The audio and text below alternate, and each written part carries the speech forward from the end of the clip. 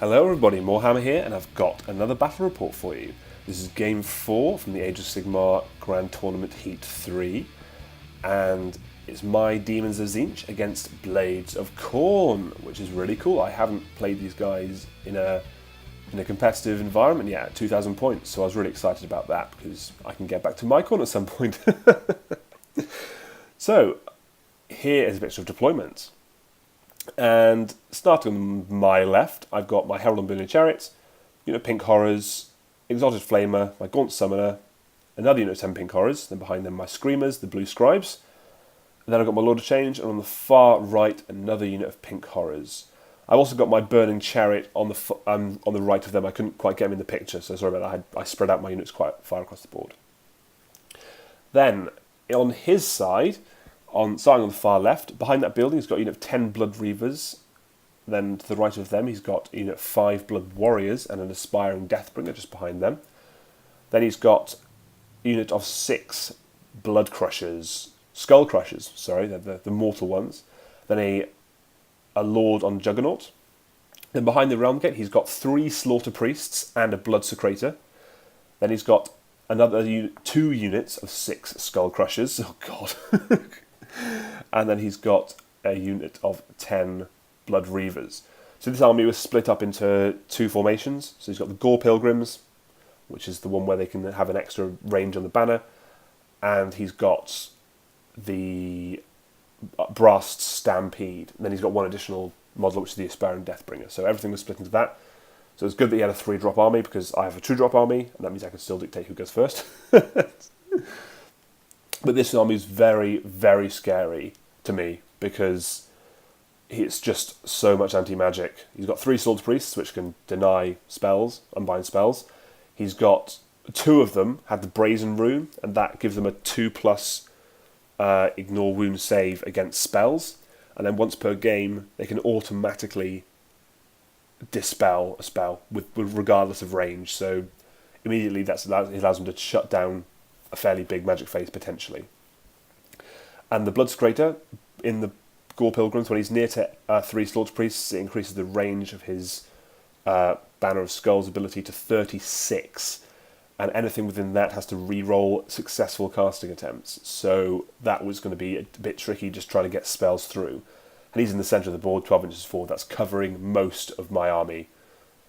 It's getting the range was getting all the way to the Gaunt Summoner, so you can kind of see where that is from behind the Realm Gate to my Gaunt Summoner. So a big range of no magic here, please. Additionally, he had 3 units of Blood Crushers. All of those have a rule where on a 4-up, if you cast a spell at them, on a 4-up they just ignore the entire effect of the spell.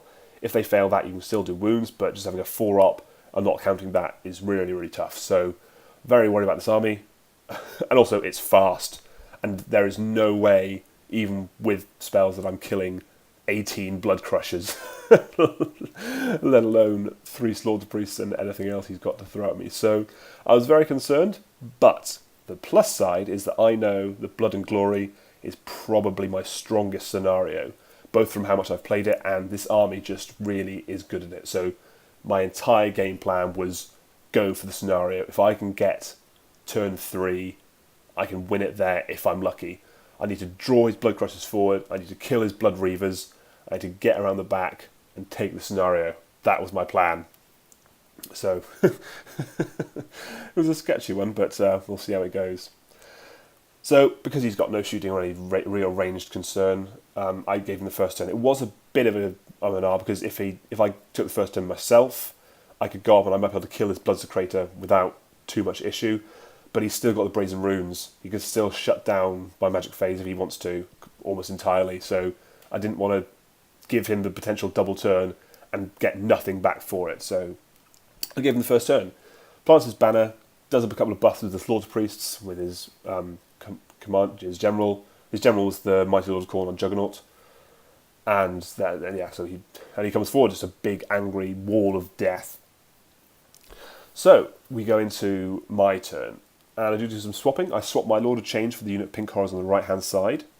And with that change, I could just about get them into 18 of the Blood Crushers. So at least I can do some spells. I also swap my unit of Pink Horrors on the left-hand side for my unit of Screamers. and I push them forward a little bit just to kind of try and get around the flank a little bit. I do manage to cast. I get quite lucky with my spells, my Lord of Change. I get Tzeentch's Firestorm and Infernal Gateway off. He fails both of the 4-ups, so he takes and he ends up losing 2 Blood Crushes for it. So that was fantastic. Because I reroll successful casting attempts. It's quite funny because my Blue Scribes allows me to reroll failed casting attempts. So basically, whenever I roll for a casting attempt, I have to reroll it. So I was really hoping that I was failing the first one and then re-rolling because I wouldn't have to re-roll the successful one, because you can't re-roll a re-roll. But if I passed the first one, I didn't have any fallback. I'd have to re-roll, and if I failed that was it. So it was, it was something really weird. I was hoping I'd fail it. I think in one instance, maybe not this turn, but at some point in the game, I used 2 Destiny dice to make sure I failed a spell because I needed to make sure that I got it off when I got it off. So that was quite entertaining. So I also cast Mystic Shield on my Screamers to make sure that they didn't get hit too badly, but there's not a whole lot I do. I cast Summon Bellwind Vortex with my Gaunt Summoner, so to go up on the Bellwind. I cast Bolt of Tzeentch at his Blood Secretor, but he shuts it down with one of the Brazen Runes. I do cast Arcane Bolt as well. He lets that through, and his Blood Secretor takes 3 mortal wounds, so it was a start. And fingers crossed I might be able to do the same next turn. So here's my movement phase. I move my Screamers, just go try to hug the left board edge. If he wants to come and get me, he can. I can seriously outpace him, so that's no problem. If not, they can just sit there and wait until battle round 3, or the best opportunity. My Lord of Change moves backwards. I just need to be out of effective range of the Blood Crusher. They've got an 8-inch move, so the potential charge distance is 20. Just need to make sure I'm out of 20 inches, and I'll be gravy. My Burning Chariot was on the right hand side. He's just off camera again. I think he took a couple of. He was just in range of his Blood Reavers, so they take a couple of pot shots. I think I ended up only killing like 1 Blood Reaver, so it wasn't a big deal. So we go into the initiative roll off, and he wins it. So not great. He does take it, which is actually very fortunate for me. I'll get to that. So he takes it, and he moves forward again. One of his Slaughter Priests has the sacrifice for a Blood Tithe point, so he does that. He did that last turn as well. Sorry, I forgot to mention it. So he's got 2 Blood Tithes total now, which I was a bit worried about again, because that is a potential automatic dispel a spell. So, other than that, stuff just comes forward. He puts buffs up where he can. But again, most of his stuff is out of effective range. He had a couple of 6 charges. In fact, Blood Crushers on the right-hand side and the one in the middle, they both had 6 charges, but he did fail both of them, which was very fortunate, because that would have been rubbish. Unfortunately, on the Screamers on the left-hand side, he does decide to leave them alone, so he didn't come after them, so that was really, really nice of him.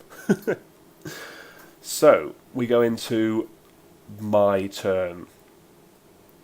I do a couple of swaps. I swap both units of Pink Horrors around.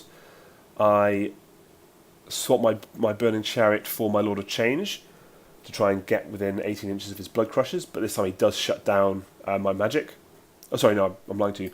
My Lord of Change shoots off all the remaining Blood Reavers on the right-hand objective, so that was really good.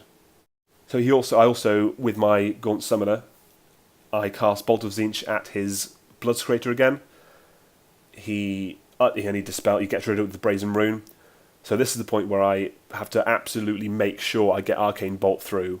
I cast it, I have to re-roll it, so I use Destiny dice to make sure I get it through. Again, the only way I could fail is a double 1, because I get +2 to cast. But still. So I cast it, I get it through, I roll the dice and it comes up a 2, so that's 5 mortal wounds total from last turn. This turn I kill the Blood Secretor, which was fantastic. It's absolutely great to have that guy down. Unfortunately, at the end of my hero phase, he uses 3 Blood Tithe tokens, so the 2 from his ritual for his Slaughter Priest, and then 1 from the Blood Secretor I killed, to charge his Skull Crushers into my Pink Horrors.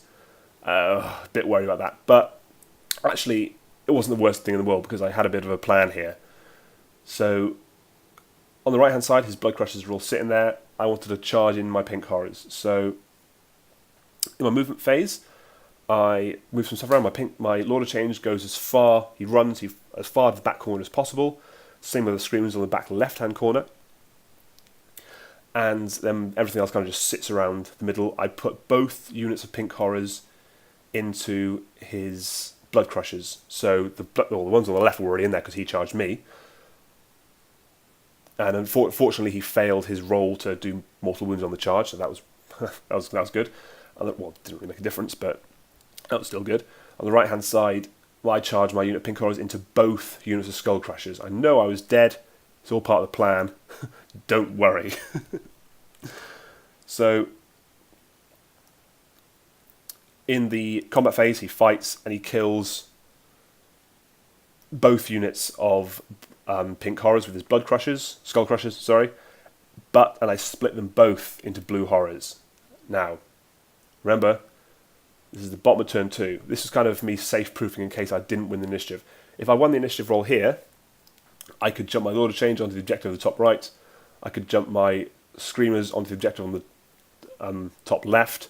All I had to do was kill one Blood Reaver at the top left, and I could score that objective. So I was feeling quite good here. All I had to do was win the priority roll. And I won it! Yay! But, okay, there's a but here. He did something I didn't expect as well. So, on the left-hand side, this was at the end of my hero phase. I didn't have a huge hero phase. I shot one of his Slaughter Priests off, whatever, and with the spell. But he used Blood Tithe points, which he gathered a couple of, 2 from killing Pink Horrors, and then 1 from the guy that I killed. So I should have been a bit more careful with that. So I really shouldn't have killed anybody. He used number 3, the Murderlust one, to move his Skull Crushers out of combat onto his top right objective. So that was really concerning because that meant that my Lord of Change would have to deal with 6 Skull Crushers to claim that objective, and he can't do that. And I'm hanging on the edge of this game because I just can't kill them. So, but fortunately, I've run my Blue Horrors. I use a 6 from my Destiny pool to run my Blue Horrors around the back of the unit 3, and I can get exactly 6 within 6 inches of that objective. Exactly 6. So with those 6 plus my Lord of Change, I score that objective as well. And there you have it. That is the end of the game, because he has nothing else that can outscore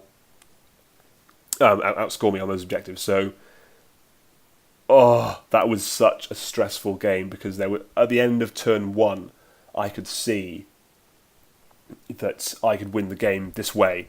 He'd kind of taken the bait on his first turn. He'd come forward, and I knew that I could overlap. The only thing that I needed to make sure didn't happen was I needed to make sure that he got the first turn in the second battle round.